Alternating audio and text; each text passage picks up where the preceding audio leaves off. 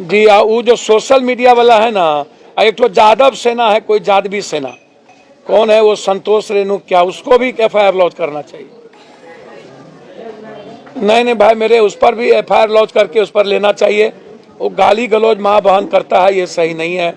संतोष रेणु यादव पर एफआईआर दर्ज होगा और संतोष रेणु यादव जेल जाएगा। दरअसल अभी आपने शुरुआत में जो वीडियो देखी उसमें पप्पू यादव साफ साफ सारण एसपी से बात कर रहे हैं और उन्होंने सारण एसपी से मांग की है कि संतोष रेणु यादव पर एफआईआर दर्ज होनी चाहिए और उसे जेल भेज देना चाहिए। दरअसल पप्पू यादव वीडियो में साफ साफ कहते हुए दिखते हैं कि संतोष रेणु यादव जो है जातीय उन्माद फैलाता है, जातीय दंगा कराता है और इसी के कारण कटिहार वाला भी मैटर इतना बड़ा हुआ और छपरा में भी जब ये घटना हुई तब इसको राजपूत यादव बनाने में संतोष रेणु यादव का बहुत बड़ा हाथ है और जिसके कारण काफ़ी सारा उपद्रव हुआ था।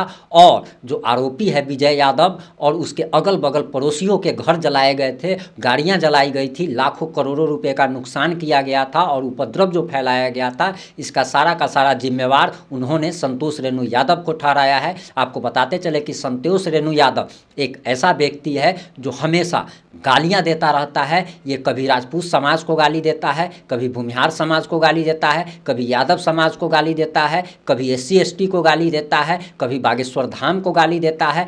मतलब कि इसके मुंह से गाली के अलावा और कुछ भी नहीं निकलता है। और ये भी कहा जाता है कि पब्लिसिटी में बने रहने के लिए और यदुवंशी सेना का राष्ट्रीय अध्यक्ष अपने आप को बताता है, तेज प्रताप यादव का छांव अपने सर पे बताता है और इसी कारण ये बच जा रहा है। लेकिन अब नहीं लग रहा कि ये बच पाएगा क्योंकि पप्पू यादव ने साफ साफ प्रशासन से मांग की है कि इस पर एफआईआर दर्ज की जाए और इसे जेल भेजा जाए क्योंकि ये जातीय उन्माद फैलाता है। आगे हम आपको पप्पू यादव की वो सारा जो उन्होंने प्रेस के सामने कहा, मीडिया के सामने जो बयान दिया है, वो सारी की सारी विजुअल हम आपको दिखाएंगे। लेकिन उससे पहले आपको बताते चले कि हमने संतोष रेणु यादव से एक बार वीडियो कॉल पर बात की थी और उससे प्रॉमिस लिया था कि वो कभी गाली गलौज नहीं करेगा। लेकिन कहा जाता है कि कुत्ता का जो लंगड़ी पूंछ जो होता है वो कभी सीधा नहीं होता है और वही हो रहा है। हमने उससे काफ़ी निवेदन भी किया था कि आप किसी भी जाति विशेष को गाली गलौज मत किया कीजिए, लेकिन ये बागेश्वर धाम महाराज को बगेसरा कहता है,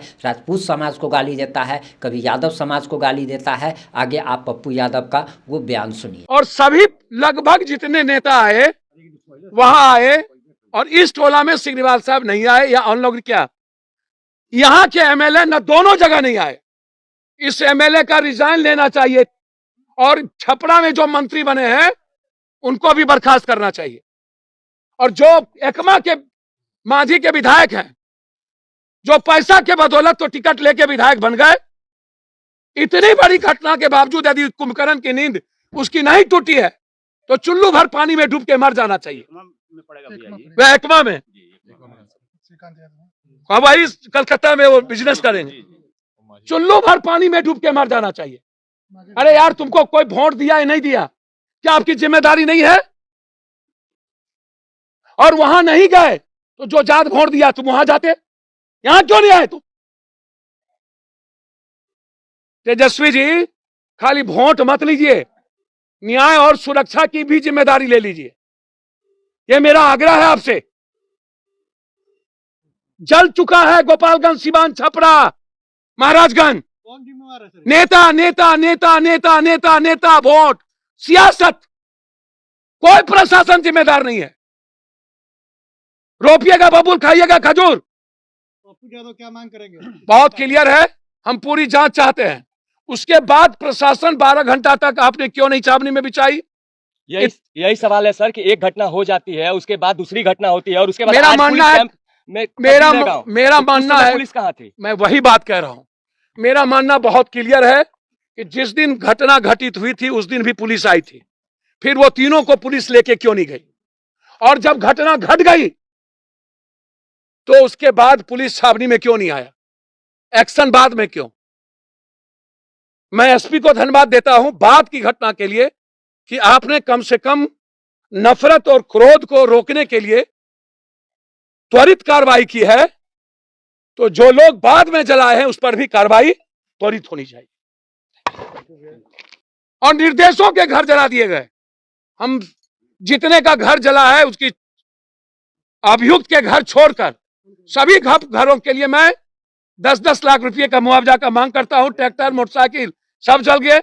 अभी तत्काल अब घर में एक साड़ी और खाने तक के लिए नहीं था। पार्टी के तरफ से 50,000 रुपया जिसका ट्रैक्टर जला दिया गया, उसकी मदद हमने की है। ट्रक भी जला गया, ट्रक भी जलाए गए। जो मूल्यांकन होगा, जो दूसरे का ट्रक होगा तो हम मूल्यांकन करके पार्टी की तरफ से हम मदद करेंगे। वहां हमने स्पष्ट, मैंने पहले ही कहा, ये कई इलाके में, इस इलाके में लोगों का कहना था कि उधर के भी लोग और इधर के भी लोग, दोनों कुछ आपराधिक प्रवृत्ति के जो लड़के थे, वो डेली उनका धंधा था छीनना।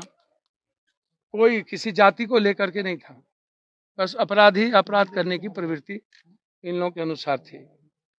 मैंने पहले भी कहा कि घटना वो अपराधी था या किसी को मारा था या किसी को मारने आया था, ये सवाल जांच का है। लेकिन जब वो पकड़ा गया था और पुलिस को हवाले कर देने की जरूरत थी, इसमें बूढ़े हमारे बाबा ने भी कहा कि गलत हुआ, कानून को हाथ में लेने की जरूरत नहीं थी। बाद में जिन लोगों का घर जलाया गया, पहले भी विजय यादव के पिता के हत्या में वो लोग जेल में, उस घटना से उस 2-3 परिवार का कोई लेना देना नहीं। ट्रैक्टर जला दिए गए, लगभग सारे अनाज जला दिए गए। उसमें इनका सीधा कहना है कि उसमें चुन्नू सिंह, मनीष सिंह, गदर सिंह जी, मतलब कुछ लोग उस गांव के थे, 2-4-5 लोग जो ये चिन्हे, और अन्य लोग जो बाहर से। इसमें सबसे बड़ा सवाल यह है कि हम इसमें दोषी समाज को कम देंगे, प्रशासन को ज्यादा देंगे। जब इतनी बड़ी घटना घट गई थी फार्म हाउस पर और पूरा सोशल मीडिया वायरल हो गया था, तो हमको उसी दिन छावनी में तब्दील कर देने की जरूरत थी दोनों गांव में। हम यदि एक्शन लिए होते, मैं बार बार कहता हूं कि सरकार इतनी सोई हुई क्यों है? सरकार कंप्लीट कुंभकर्ण की नींद में क्यों सोई हुई है? तेजस्वी जी आपका घर है, इलाका है।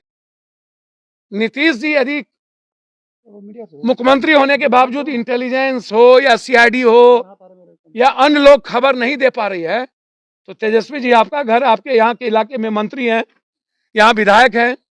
जब आपके यहाँ छपरा में मंत्री हैं 2-2 इस इलाके में, गोपालगंज छपरा में, कब तक गोपालगंज छपरा को जाति और धार्मिक उन्मादी रंग पर सिवान को आप बर्बाद कीजिएगा? हम लोग, यह इलाका सबसे ज्यादा, गोपालगंज जाते हैं वहां भूमिहार ब्राह्मण और कुशवाहा का झगड़ा राजनीतिज्ञों ने शुरू करवा दिया। सिवान आते हैं तो साबुद्दीन जब तक थे, जीते तब तक हिंदू मियाँ करवाए, लेकिन अब जबकि हिंदू मियाँ नहीं था। वीडियो को शेयर कर हमारे फेसबुक पेज को लाइक करना एवं यूट्यूब चैनल को सब्सक्राइब कर बेल आइकन दबाना ना भूलें। जय हिंद, जय भारत।